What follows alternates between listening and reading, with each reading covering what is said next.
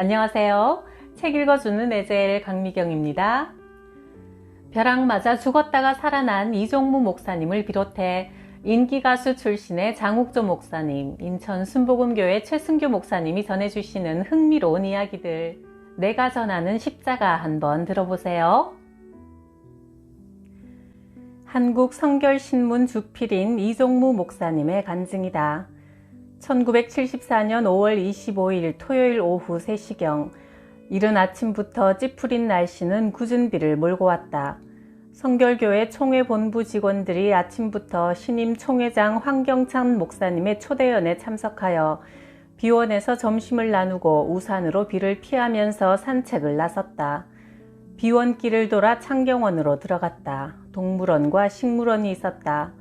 나와 이봉성 목사님, 민의식 장로님 이렇게 세 사람은 물개들이 물속에서 자맥질을 하며 재롱 부리는 것을 끝으로 산책길을 마무리하고 집으로 향할 채비를 했다.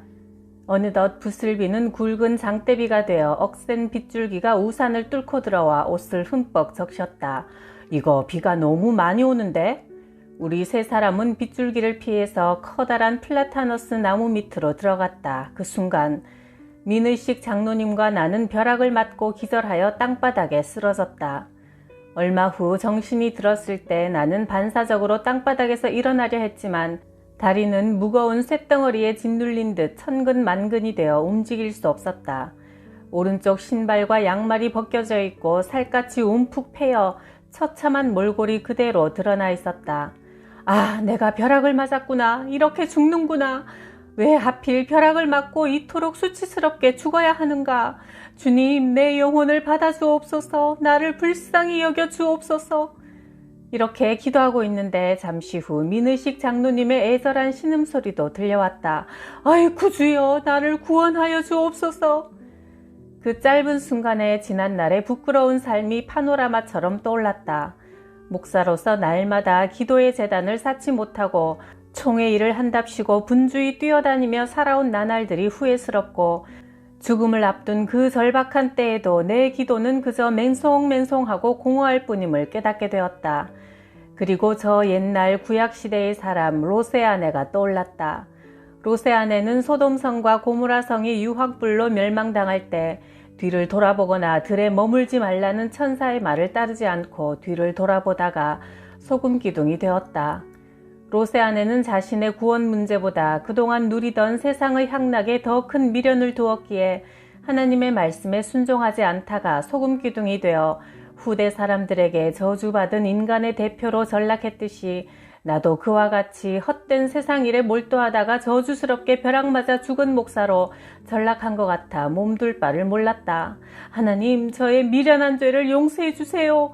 울부짖고 있을 때 이봉성 목사께서 종무야, 조금만 기다려 위로하시는 순간 경찰차가 달려오자 나를 등에 들쳐업고 그 차에 태웠다. 우리는 서울대학교 부속병원으로 후송되어 치료받았다. 후에 알고 보니 하늘을 찢고 땅을 쪼갤 듯한 뇌성병력과 번쩍하는 눈부신 섬광 속에서 나와 민장로님은 다리가 휘청하며 땅바닥에 뒹굴어 기절한 것이다. 이봉성 목사가 기겁하여 종무야, 종무야 하고 외치며 흔들었지만 이미 나는 호흡이 멎어 송장처럼 반응이 없었다. 그러나 이봉성 목사님이 침착하게 군목 시절에 받은 훈련으로 나와 민장로님을 인공호흡시켜 소생시켜 놓았다. 창경원 관람객들은 너무나 충격적인 사고를 목격하고 땅바닥에 납작 엎드리거나 벤치 밑으로 기어들어가 겁에 질려 우리를 바라보고만 있었다. 응급실에서 의사의 응급처치를 받으며 내 마음은 평안하고 담담했다. 생각할수록 아찔한 구원이었다. 벼락은 나무를 타고 우산을 통해 우산을 잡고 있던 내 오른손과 가슴을 쳤다. 오른손목에 화상을 입히고 오른쪽 가슴 양복에 담뱃불 크기의 구멍이 뚫렸다. 속에 입은 와이셔츠에는 쥐구멍만한 구멍이 뚫렸고 오른쪽 러닝셔츠를 벌집처럼 태웠다. 벼락은 오른쪽 다리를 타고 내려와 양말을 태우고 발목에 화상을 입히고 구두를 벗기며 빠져나갔다. 복사뼈 밑에 살점이 움푹 파여 허벅지 피부를 이식하여 치료를 받아야 했다. 또한 왼쪽 다리를 통과한 전류는 발꿈치에 화상을 입히고 구두 바닥을 뚫고 빠져나갔다. 왼손으로 우산을 받쳐들고 있던 민 장로님은 벼락이 우산을 타고 왼쪽 손목에 찬 시계를 망가뜨리고 손목에 큰 화상을 입혔다. 그리고 손목에서 잠바의 지퍼를 타고 왼쪽 가슴 심장 부위에 피부 살점이 움푹 파이도록 큰 화상을 입히고 가슴을 타고 내려가 허벅지에 큰 상처를 주고 발 뒤꿈치에 동전만한 화상을 남기고 구두 바닥을 뚫고 빠져나갔다. 번갯불이 스파크 될 때 600만 킬로와트의 초전압이 나온다. 그날 벼락 맞고 살아남은 것은 하나님께서 절대절명의 죽음 가운데서 구원해 주신 엄청난 사건이었다. 우리 두 사람이 벼락을 맞던 그날 전국에서 5명이 낙뢰로 죽었다는 신문 보도가 있었다. 원두막에서 자다가 벼락으로 죽었다는 이야기. 벼락 맞아 쓰러진 소를 만져봤더니 번갯불에 타서 재처럼 바스러지더라는 이야기. 오래된 큰 기와집이 벼락을 맞고 대들보가 쫙 갈라졌다는 이야기. 큰 느티나무가 벼락을 맞고 두동강이 났다는 이야기들을 들으며 전율했다. 하나님께서 목사와 장로를 그토록 소중하게 여기시고 보살펴 주셨는데 앞으로 그분을 위해 어떻게 살아야 할지 은혜의 무거운 빚을 생각하면서 한 달 동안 치료받았다.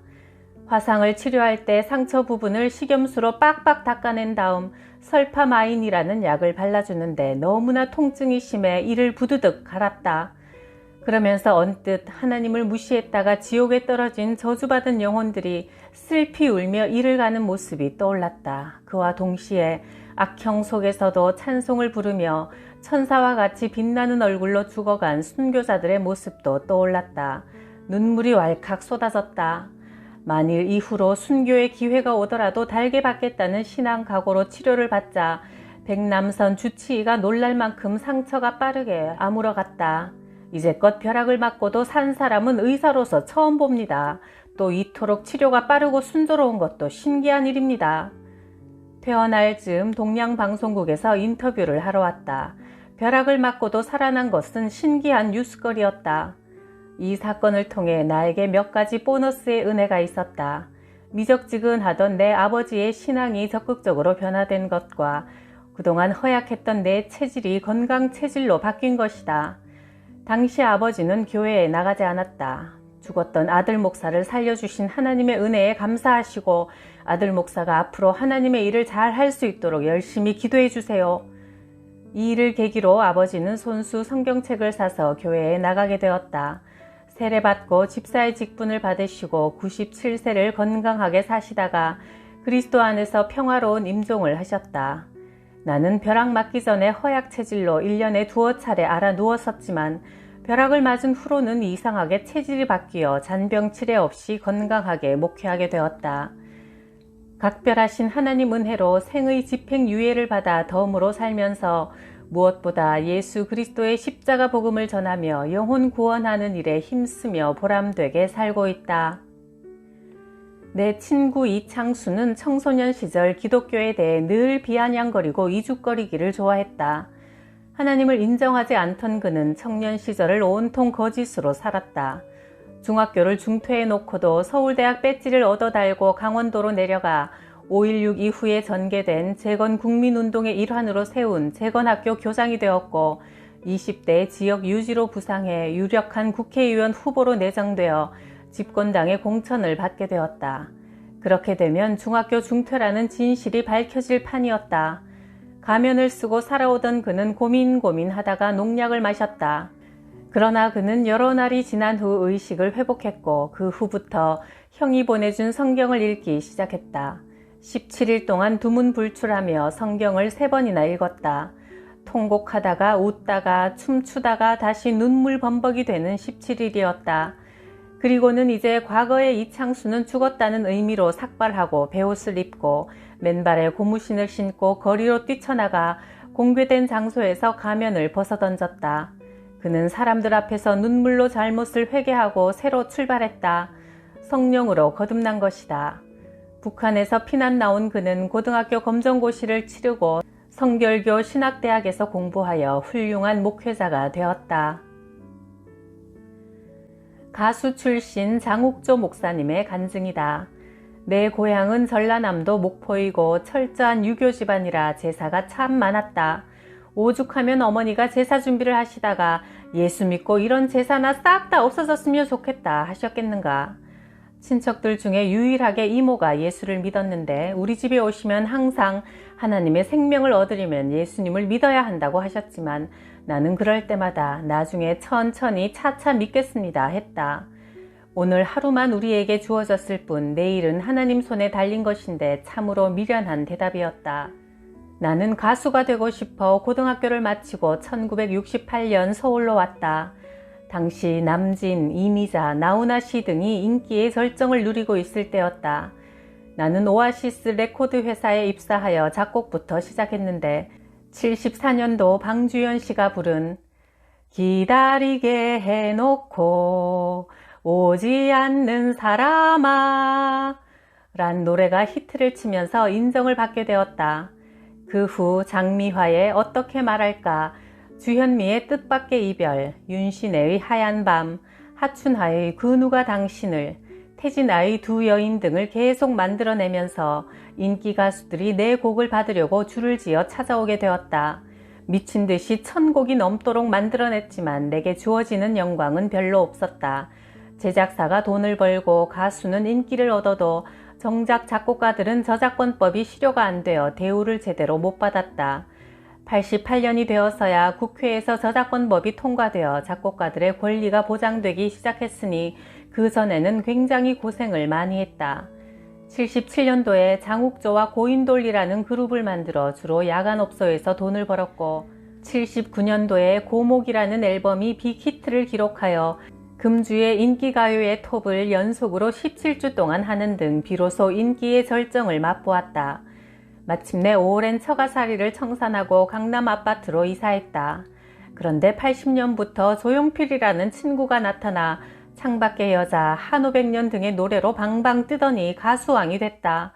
그러자 내 인기는 추락하기 시작했다. 미친 듯이 2집, 3집, 4집, 5집, 6집을 계속 냈지만 실패하고 대중으로부터 외면당하자 죽고만 싶었다. 사람들은 왜 요새 TV에 안 나오세요? 하지만 나가기 싫어서 안 나가겠는가. 방송국에서 불러주지 않으니 빚만 늘어갔다. 어느 날 아내가 점을 보고 왔다. 점쟁이 말이 이사를 잘못해서 그렇다는 것이다. 처가살이 할 때 히트치고 돈도 많이 벌었는데 내 집을 사서 이사 와서부터는 빚만 지고 되는 일이 없으니 그 멋진 강남집에 오만정이 다 떨어져 처가로 다시 들어갔다. 그룹 이름도 장욱조와 영광의 빛으로 바꾸었다. 고인돌은 무덤이라 이름 때문에 일이 안 되나 보다 생각했다. 빚 청산을 하려고 선배와 같이 이태원에 가라오케를 처음으로 들여와 술 장사를 시작했다. 처음엔 무지무지 장사가 잘 됐지만 86년 봄에 매스컴에서 쇼킹한 기사를 터뜨렸다. 후천성 면역 결핍증 에이즈란 병이 이태원을 통해 우리나라에 상륙했다고 보도되자 이태원의 사람들이 발길을 딱 끊었다. 나는 숨쉬기조차 힘든 지경에 이르렀다. 내 정신으로는 하루도 살 수 없었다. 그러자 어머니가 오셔서 말했다. 쫄딱 망한 것도 다 하나님의 은혜다. 이제 네가 하나님께로 돌아오면 새 길을 열어주실 것이다. 그러던 어느 날 86년 아내가 말했다. 여보, 나 오늘 친구를 만났는데 그 친구 따라 교회 한번 가볼래요? 아내도 그동안 이 집 저 집 다니며 돈 빌리느라 고생 많이 하던 차에 예수 믿는 친구를 만났더니 함께 울면서 기도해주는 따뜻한 사랑에 녹아버린 거다. 나는 KBS 방송국에서 만나 뵈었던 고은하 권사님이 생각나 86년 3월 30일 내 생애 처음으로 연예인 교회에 나갔다. 교회의 따뜻한 분위기에 마음이 끌렸다. 인기가 떨어지고 나서 처음 받아보는 친절과 웃음과 배려였다. 연예인 교회를 나가기 시작하면서 성경 공부를 통해 하나님이 어떤 분인지 알게 되고 내가 죄인임을 깨닫게 되었다. 가장 큰 죄는 하나님을 믿지 않는 죄이며 그동안 내가 하나님 자리에 서서 하나님 행세를 해왔구나 생각하자 덜컥 겁이 났다. 하나님 앞에 무릎을 꿇고 회개의 눈물을 흘리며 앞으로는 예수님 가신 길을 따라가기로 결심했다. 그 다음 날부터 새벽 기도를 나갔더니 하나님께서 온 세상을 다니며 복음을 전하라는 말씀을 들려주셨다. 이제는 세상 노래 집어치우고 하나님만 찬양해야겠다 마음을 굳혔다. 유미리가 부른 젊음의 노트를 마지막으로 가요계를 떠났고 처음으로 만든 찬양곡이 믿음만이 능력이라 하시네 였는데 하나님께서 전 세계적으로 히트시켜 주셨다. 세상 히트는 그렇게 노력해도 힘들더니 하나님이 밀어주시자 저절로 되는 것을 보고 하나님의 위대하심을 새삼 느낄 수 있었다. 그때부터 복음성가만 100곡이 넘도록 만들었다. 가요계는 은퇴했지만 돈을 벌어야 하니 그동안 밤무대에 섰었는데 영 마음이 편치 않았다. 밤무대에만 서면 늘 느껴지던 하나님의 임재가 딱 끊어지니 그것이 제일 괴로웠다. 하나님의 사람은 하나님의 방법으로 살아야 한다는 결론에 이르러 단순하게 이렇게 기도했다. 하나님, 나 술집에 나가서 먹고 살고 싶지 않습니다. 내 의식주 문제를 책임져 주십시오.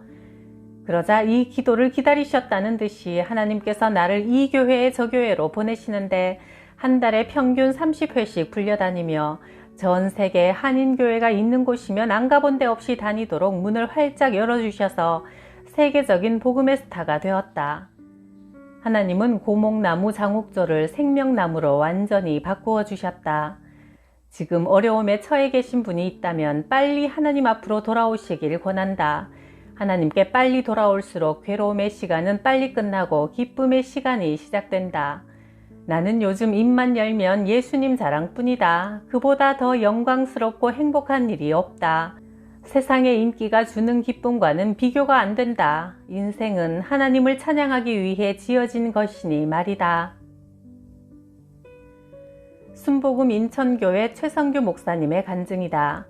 내 고향 충남 전인은 유교 문화가 뿌리 깊어 나는 교회 다니는 사람들을 아주 한가하고 비생산적인 사람들로 생각했다. 청년 시절 서울로 올라와 화장품 제조 공장에서 일했는데 어느덧 직원 300명을 거느리는 공장장으로 자리를 잡게 되었다. 명지대학 경영학과를 졸업하고 31살 나이에 그 회사를 인수하여 사장이 되었다. 나는 아버지가 일찍 돌아가시고 워낙 가난하게 살았기 때문에 돈을 많이 벌어서 남부럽지 않게 떵떵거리고 살아야겠다는 생각뿐이라 일에 미쳐 살았지만 정에 약하고 냉정하지 못한 성격 탓에 손해를 많이 감수하다 보니 빚만 산더미처럼 불어갔다. 어느 날 이런 생각이 들었다. 열심히만 살면 다 될 줄 알았는데 그게 아니구나. 내 한계가 있구나. 내 힘만으로는 안 되겠다. 나도 신을 가져야겠다. 그러면 무슨 신을 믿어야 할까? 예수신일까? 불교신일까? 유교신일까? 밤새 고민하다가 불현듯 생각나는 곳이 있었다. 얼마 전 서대문 사거리의 어느 교회 앞을 지나게 되었는데 그 앞에 사람들이 어찌나 많든지 바글바글 했다. 왜 그 교회 앞에는 사람이 그렇게 많았을까? 그래, 거기 한번 가보자. 이제 내 힘만으로는 살 수 없을 것 같다. 그 교회가 지금 여의도 순복음교회의 전신인 순복음중앙교회였다. 처음으로 예배에 참석한 나는 조용기 목사님의 설교를 들었다. 빠르게 선포하는 말씀이 마치 총알이 박히듯 내 마음에 팍팍 들어왔다. 누가 목사님에게 내 어려움을 고자질한 것처럼 내 얘기를 끄집어내어 말씀하셨다. 야, 저 목사님 연설 한번 참 잘하네. 감탄하다가 내 마음이 낮아져 처음 기도라는 것을 해보았다. 하나님, 내가 노력도 해보고 힘쓰고 애도 써봤지만 도무지 되는 게 없으니 내가 이제껏 산 게 무엇입니까? 모든 것이 허무할 뿐입니다. 이제는 정말로 예수님을 의지하고 살겠습니다. 이렇게 주님을 영접하고 입으로 시인하고 나니 얼마나 기쁘고 감사하던지 그날 9시 예배부터 1시 예배까지 계속 예배를 드렸다. 주일 예배와 구역 예배를 한 번도 빠지지 않고 열심을 내었더니 6개월 후 구역장이 되었고 조용기 목사님이 다니시는 집회를 어디든 따라다니며 봉사하고 은혜를 받았다. 그렇게 몰두하던 세상 일은 온데간데 없이 사라지고 오직 주를 위해 일하는 것만이 기뻐서 병원, 경찰서, 교도소를 찾아가 전도했다. 그러던 어느 날 꿈을 꾸었다. 꿈에 조용기 목사님이 나타나 말했다. 최 집사, 나 좀 도와줘. 똑같은 꿈을 매달 3번 이상 2년간 반복해서 꾸던 중 한 번은 최 집사, 내가 마지막으로 부탁하는 거야. 날 좀 도와줘 하시며 여의도 순복음교회 사무실에 쓰레기통 옆에 떨어져 있는 교적 카드를 집으시며 최 집사, 이것 봐. 한 영혼이 천하보다 귀한데 여기 5 영혼이나 버려져 있잖아. 이 사람들을 좀 맡아줘 하셨다. 꿈에서 깨어난 나는 더 이상 거부할 말이 없어 신학교행을 결심했다. 그런데 바로 그날이 순복음 신학교 편입시험 마지막 접수일이었다. 나이 37에 주의 종의 길로 들어선 것이다. 1983년에 순복음 인천교회를 담임하며 늦게 시작했으니 오직 주님만 바라보고 죽어라고 충성했더니 5만 명이 모이는 인천 최대의 교회로 성장시켜 주셨다. 하나님의 섭리는 참으로 오묘하다. 택하신 백성은 어떤 방법을 동원해서라도 살아계신 하나님을 체험하게 하시고 깨어지고 낮아지게 하시며 결국 예수 그리스도를 구원자로 영접하게 하시어 사명을 감당하게 하신다. 하나님 안에만 진짜 기쁨과 만족 그리고 구원과 천국이 있습니다. 구독, 좋아요, 댓글에 따뜻한 사랑에 감사드려요.